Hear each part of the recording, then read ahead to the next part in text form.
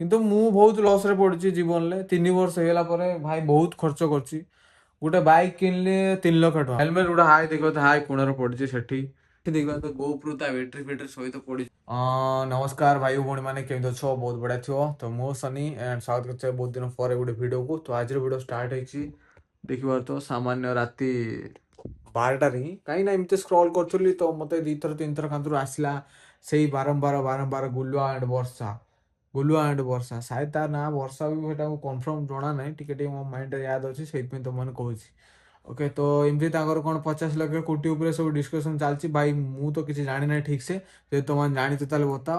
ତ ମୁଁ main video ବନେଇବାର ମତଲବ ଏଇଆ ଯେ ଶଳା ଯଦି କିଛି ଗୋଟେ ଓଡ଼ିଶାରେ ଚାଲିଛି ନା, ତାପରେ ଯଦି ଭିଡ଼ିଓ ବନେଇଦେବୁ ଶଳା ଭାଇରାଲ୍ ହେବ।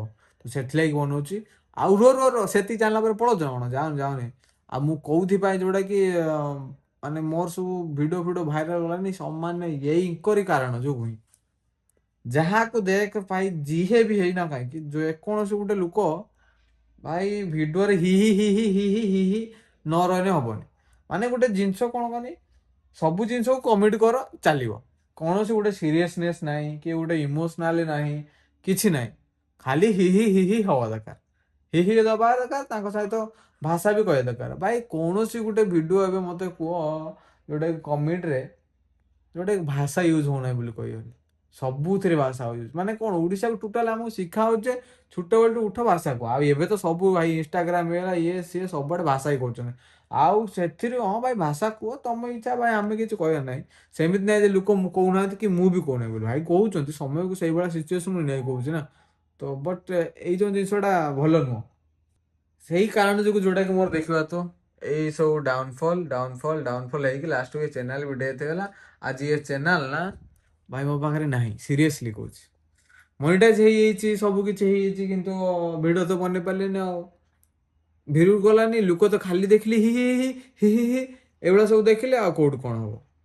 ସାମାନ୍ୟ କ'ଣ ତାଙ୍କ ଡିଷ୍ଟର୍ବ ହେଇଛି ତ ସେଥିଲାଗି ଇଏ 50 ଲକ୍ଷ କି 1 କୋଟି ଟଙ୍କା ମାଗୁଛନ୍ତି। ହଁ 2-3 ବର୍ଷ ହେଲା ପଇସା ଇନକମ୍ କରୁଛ, ଦିଅ ଯାହା ଦଉଛ, ମୋର ସେଥିରୁ କିଛି କହିବାର ନାହିଁ। ତ ବାସ୍ ସେତିକି କହିବି ୟାର ଭାଇ, ତମମାନେ ଯଦି ବି ଭିଡ଼ିଓ ଦେଖୁଛ, ମୋର ଖାଲି ଏତିକି ମୋଟିଭ୍ ଯୋଉଟାକି ଭିଡ଼ିଓ ଭାଇରାଲ୍ ଯାଉ, ବାସ୍ ଆଉ କିଛି ନୁହଁ। ମୋର ଆଉ କିଛି ନାହିଁ। ତମେ ତମର ଯାହା କରୁଛ ଭାଇ କର, ସେଇଟା ତମ ଉପରେ ନିର୍ଭର, ତମେ କ'ଣ କରିବ ସେଇଟା ଆମେ କିଛି କହିପାରିବୁନି। କି ଆମେ କିଛି ଜାଣିନ, କି ମୁଁ କିଛି ଜାଣିନାହିଁ, ସତ କଥା କହୁଛି। କିନ୍ତୁ ମୁଁ ବହୁତ ଲସ୍‌ରେ ପଡ଼ିଛି ଜୀବନରେ। 3 ବର୍ଷ ହେଇଗଲା ପରେ ଭାଇ ବହୁତ ଖର୍ଚ୍ଚ କରିଛି। ଗୋଟେ ବାଇକ୍ କିଣିଲି 3,00,000 ଟଙ୍କା, ଖୋଲା କଥା। ବାଇକ୍ କିସ୍ତି ଧରିକି କିଣିଥିଲି ତ ସେଥିଲାଗି 2,80,000। 2,80,000। ହେଲମେଟ୍ ଗୋଟେ ହାଇ ଦେଖିବ ତ ହାଇ କୋଣରେ ପଡ଼ିଛି ସେଠି। ସେ ଗୋଟେ ହେଲମେଟ୍ ପଡ଼ିଛି। ଆଉ ଗୋଟେ ଏଠି ଦେଖିବା ତ GoPro ତା ବ୍ୟାଟେରୀ ଫ୍ୟାଟେରୀ ସହିତ ପଡ଼ିଛି।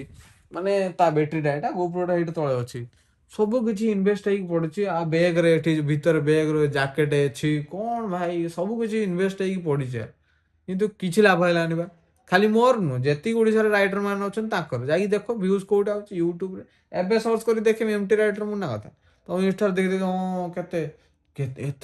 ଏତେ ଫଲୋଅର୍ ଇଏ ସିଏ ବହୁତ କିଛି ହେଇଥିବ।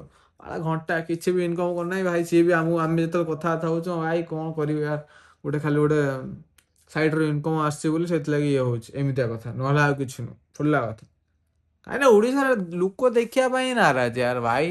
ଯାହା ଦେଖ ହି। ଛାଡ଼ ଜାଣିଦେବ। ଭିଡ଼ିଓ ଯଦି ଭାଇରାଲ୍ ଯିବ ତାହେଲେ ଦେଖିବା ନେକ୍ସଟ ଭିଡ଼ିଓ ବନେଇବା ପାଇଁ ଟ୍ରାଏ କରିବା।